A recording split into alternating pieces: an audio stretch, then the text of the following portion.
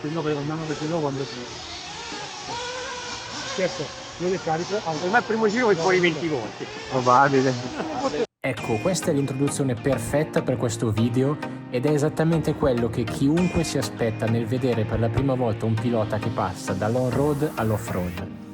Vi riporterò le mie impressioni, magari dirò delle imprecisioni, ma sono le sensazioni sincere di un pilota da pista che prova la categoria fuori strada ed oltretutto non è una semplice prova, è la prima volta in assoluto in vita mia. Siamo sulla pista di Nembro, in provincia di Bergamo, e sono veramente curioso di fare questa esperienza. Speriamo non sia troppo traumatica perché solo a pensare a salti, buche e terra mi vengono gli incubi. Ovviamente per questa possibilità devo ringraziare il nostro amico Mario, esperto della categoria, che ci ha messo a disposizione tutto il materiale, macchina, motore, radio.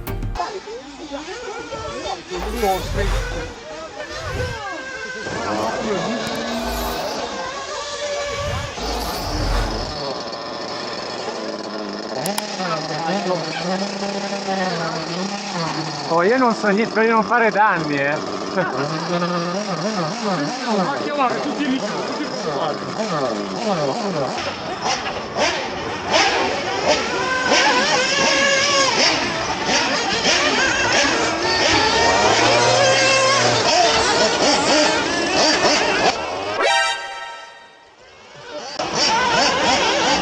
Ok, ci siamo. La pista sembra molto estesa in profondità. Nella parte più alta la macchina mi sembra lontanissima. Il mio unico obiettivo è cercare di stare in pista. Farò i salti a passo d'uomo per tenere le gomme a terra e iniziare a capire come funziona il grip.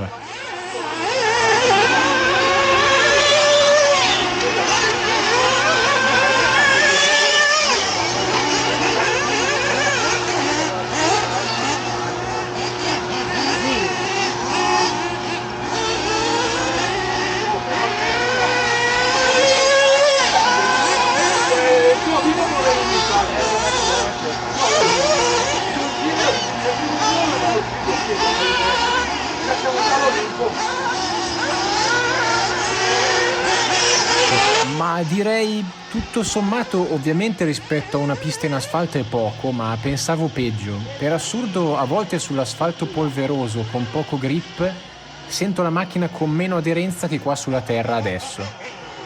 Temevo che la macchina fosse incontrollabile o sempre senza trazione quando si dà gas, invece assolutamente no, non mi sento in difficoltà.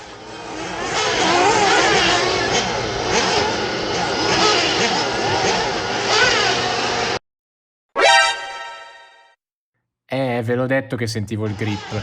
Ha alzato la ruota interna come quando su asfalto ci sono condizioni di grip estremo che portano al capottamento. Mai avrei pensato potesse succedere nell'off-road.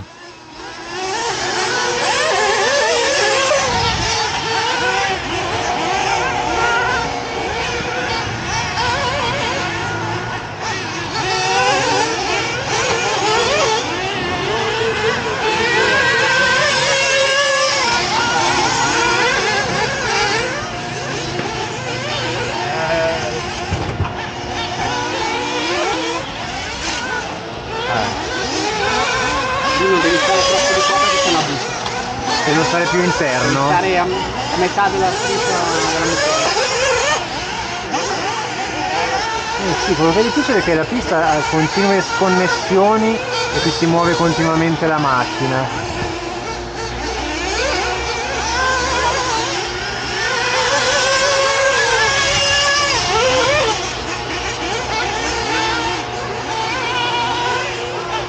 Mi aspettavo la cosa più complicata fosse l'assenza di grip, invece sono le tantissime disconnessioni con la pista a mettermi in difficoltà.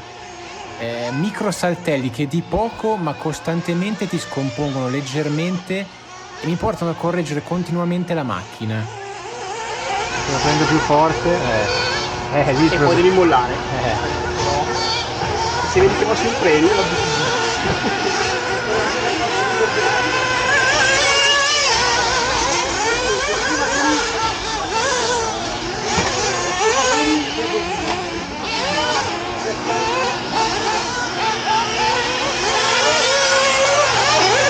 sta andando, facciamo i 10 senza problemi.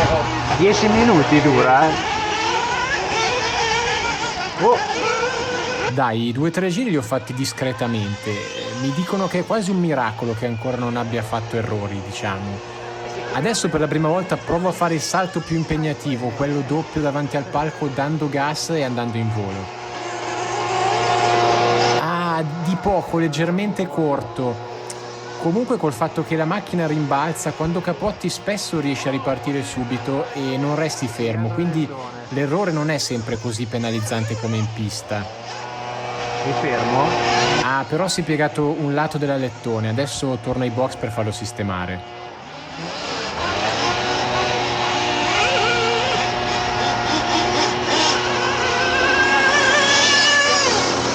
Tiragli sull'orecchio. Sto piegando. Ora è a posto.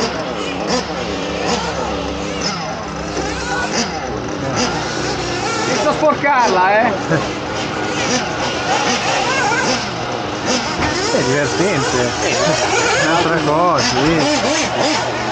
Attivo che era più facile della vita. Riproviamo il salto adesso. Sì, è andato. Il mio primo salto riuscito.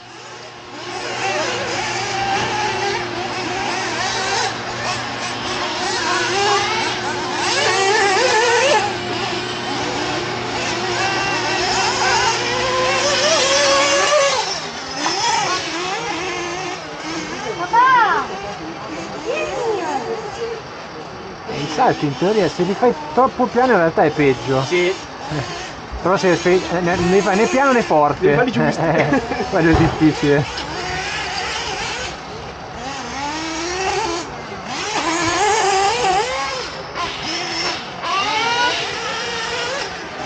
Ah, è la Madonna. Figa, sembra che ha capottato di grip. Niente, mi sa che io sono l'unico che riesce a capottare di grip anche nell'off-road, assurdo. Dovrei mollare un po' e basta. sì, Alleggerire. Porca troia. Occhio in fondo! il freno non lo vedo,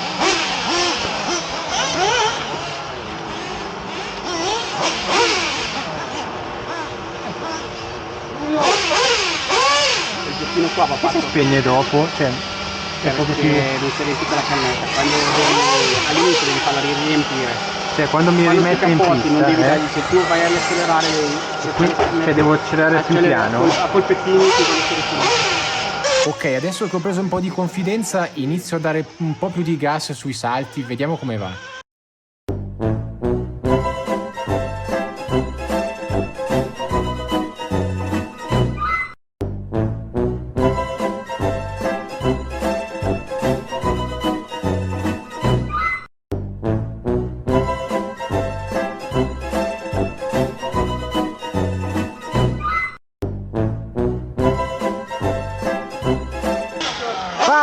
Va! Oh, va! Ma stai là, mettiti là, stai là!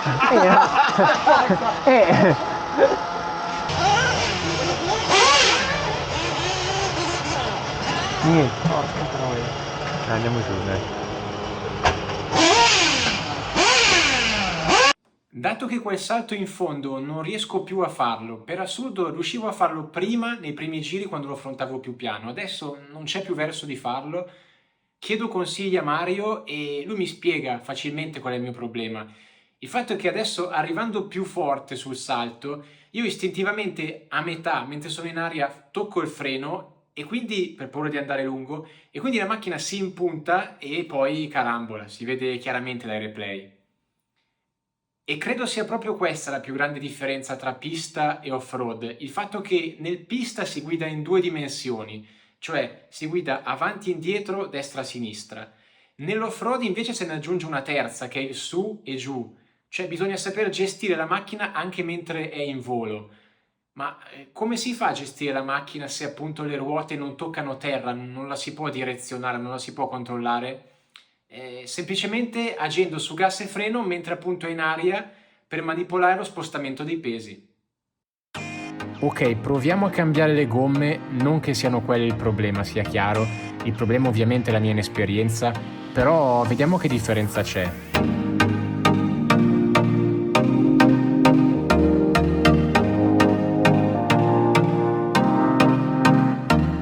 E quelle sono le stesse gomme ma più nuove, diciamo. Sono anche di mescolatura. Ah. Quelle sono clay, sono le più morbide d'argilla.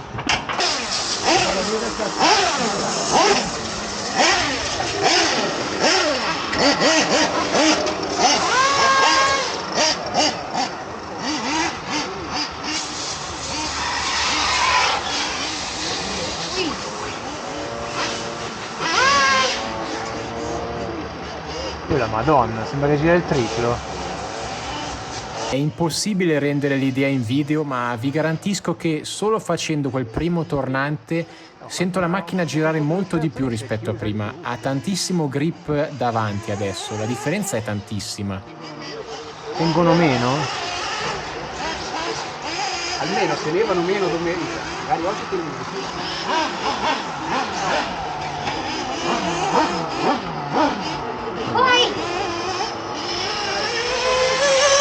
5 minutes later. No, forse era un'impressione, ultimamente adesso sembra che gira un po' meno. Probabilmente sono scaldate, comincia a tenere anche dietro. Dopo soli 3-4 giri mi accorgo che il grip è calato tantissimo e non per un fatto di usura come nella spugna su pista, ma perché essendo queste gomme di lattice entra in gioco la temperatura. Appena messe fredde lavorano in un modo, ma poi scaldandosi con il passare dei minuti il comportamento è totalmente cambiato.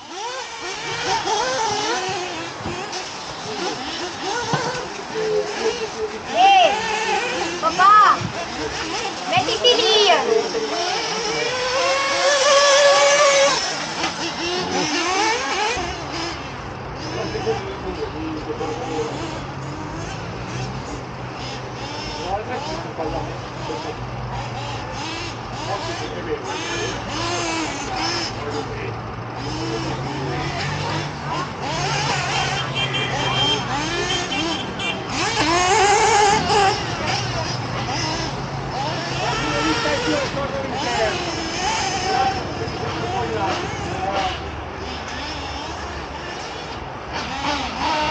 Dove cazzo sono andato?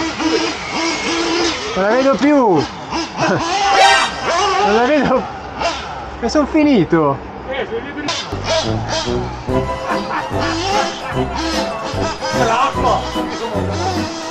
No, mi sa che c'è una pozza d'acqua e ci sono finito completamente dentro. A momenti mio papà non riesce neanche a recuperare la macchina senza finirci dentro anche lui.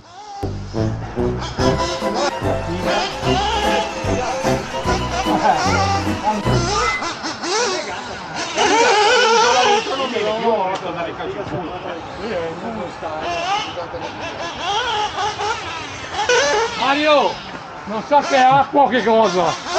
Guarda il filtro. Sono finito là dove c'è il 10? C'è l'acqua, ha detto. Mi ha detto che c'era una pozza d'acqua. Oh! Minchia! Problemi! Problemi! Problemi! Fino qua, No, la radio funziona ancora. Figa. Cagare,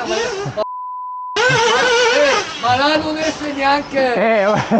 Ma vai a uscire là. Per capire sono andato a vedere da vicino com'era la pozza d'acqua. Sì, è bella alta. Perché qua ha diluviato per 2 o 3 giorni di fila prima del weekend e non si è ancora asciugata tutta l'acqua che è venuta giù. Dal video non si percepisce la profondità, ma vi dico che la macchina era sommersa per più di metà altezza circa. Prima di rimettere in moto Mario ripulisce tutta la macchina, il motore va lavato, filtro dell'aria completamente da cambiare, per fortuna però niente di rotto, anche l'elettronica, ricevente, servi, tutto ok. Non affogarla più, Spero di no. E là, Asciugare e pulire la macchina ha richiesto parecchio tempo, le giornate non sono più lunghe non essendo estate e quindi adesso ripartiamo per fare giusto qualche serbatoio prima di andare a casa. Purtroppo non posso farci niente, però io sono troppo competitivo e non ve l'avevo detto, ma casualmente in pista oggi c'era anche Berton, pilota campione europeo e finalista mondiale di buggy. E quindi non ha nessun senso essendo la mia prima volta, ma volevo sapere il mio gap rispetto a lui. Purtroppo però in pista non era attivo il transponder, quindi non ho potuto vederlo. Ma a casa, montando il video, mi è venuta un'idea e quindi ho inserito un timer per simulare sostanzialmente come se si prendesse il tempo a mano con un cronometro in pista come si faceva ai vecchi tempi. Adesso vi farò vedere quindi un suo giro contro il mio best lap. Ah, non sapendo dov'è lo start, ho preso come riferimento di inizio giro questa riga bianca.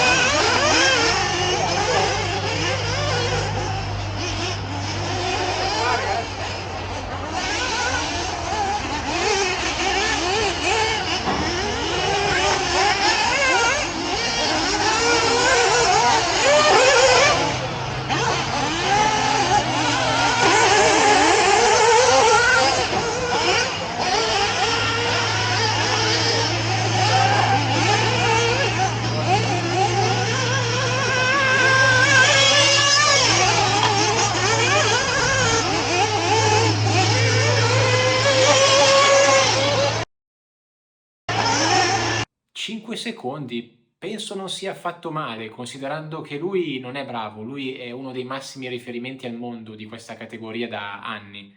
E io ho preso in mano un buggy per la prima volta oggi e ci ho fatto un'ora di esperienza in pista, quindi secondo me è più che buono. Comunque, a parte questo, l'esperienza di oggi mi ha stradivertito.